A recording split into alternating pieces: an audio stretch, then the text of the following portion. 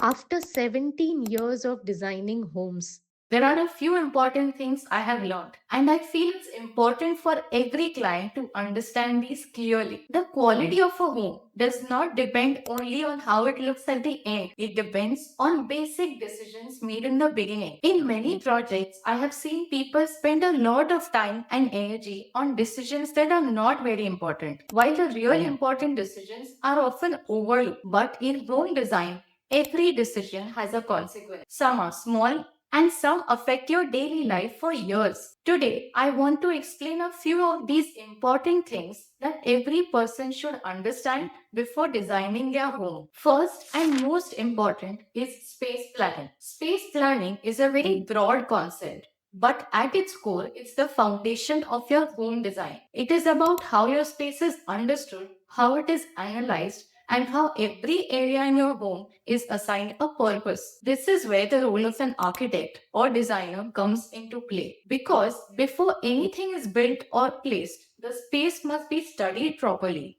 Its movement, its proportions, its light, and its practical use. And always, a large part of the design effort, or more than 70 to 80%, should go into planning the space correct. Because once this is done properly, everything else becomes easier. And one very important thing to understand is this: changes in space planning later are not only difficult, they are also expensive and may not be practical.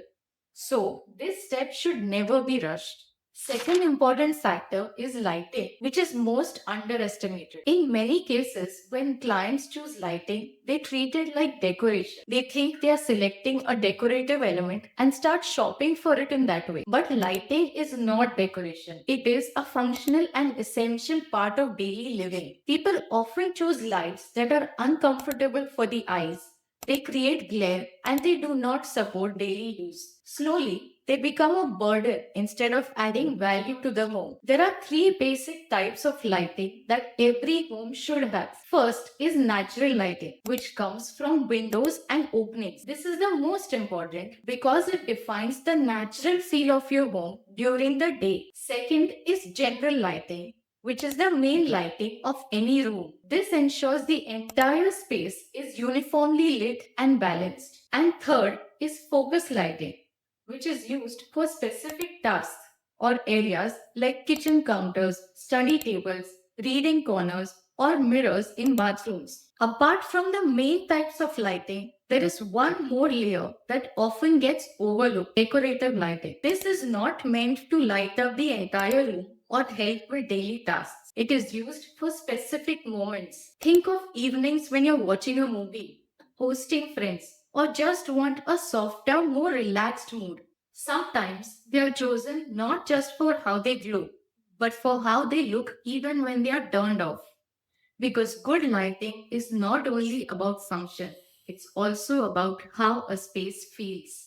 Now, the third important factor is material selection. Material selection is a process that even designers approach very carefully because it requires a lot of analysis, thoughtful comparison, and most importantly, experience. Over the years, we architects and designers develop a vision about materials. We begin to understand not just how a material looks today, but how it will behave in your home in the future, how it will age, how it will handle daily use, how easy it will be to maintain. Now, from the client's end, it is natural to have preferences. Everyone has tastes, styles, and ideas about what they like. But I always encourage my clients to think in a future oriented way. Before selecting any material, it is important to consider both the advantages and the limitations. Whenever you're choosing something based on personal taste, it is always good to have a discussion with your architect. Ask simple questions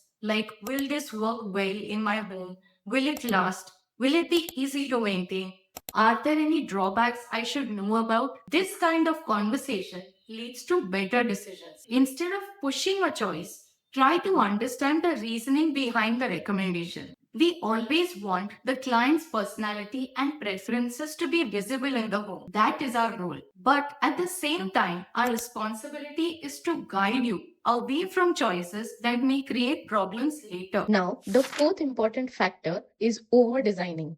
One of the biggest skills in designing a home is knowing where to stop. When too many styles or decor items come together in one place, the home starts losing its identity. Instead of feeling comfortable, it begins to feel like a museum. In one of our reads, I mentioned that you can mix styles, and that is absolutely true. Mixing styles can create a unique and interesting home, but mixing each and every style available in the market is not a good idea.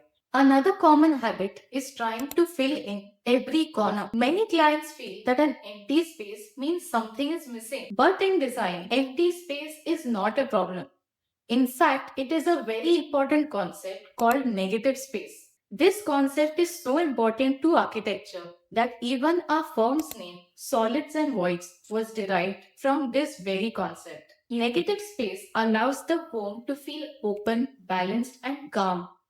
It helps the important elements to stand out. So, the rule is simple. You can mix styles, but do not mix everything. And do not try to fill every space. Now, the last important point is about emotions. Designing a home will be an emotional roller coaster. In the beginning, there is excitement. In the process, there are many decisions to be taken. There is stress and confusion.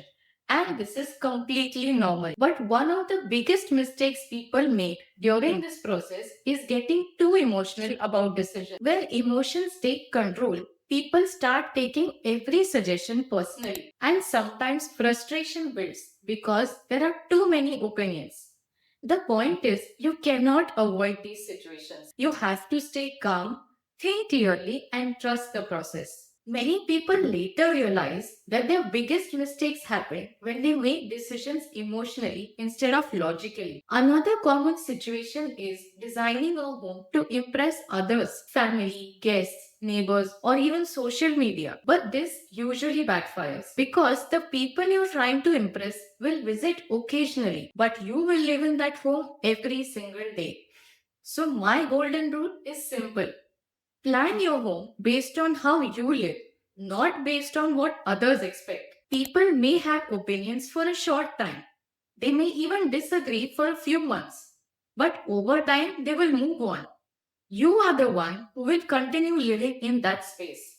So stay practical, stay patient, and trust the expertise guiding your project. These are some of the most important things I have learned and observed. I have seen these patterns again and again in real projects with real families, and that is why I believe it is important to share them with you. If you are planning to design or renovate your home, keep these points in mind. They may look simple, but they make a big difference in the final outcome of your home. If you're looking for a home design consultation, you can email us. Our contact details are provided in the description below. And one thing I would really like to know from you: what is the biggest challenge you're facing in designing your home?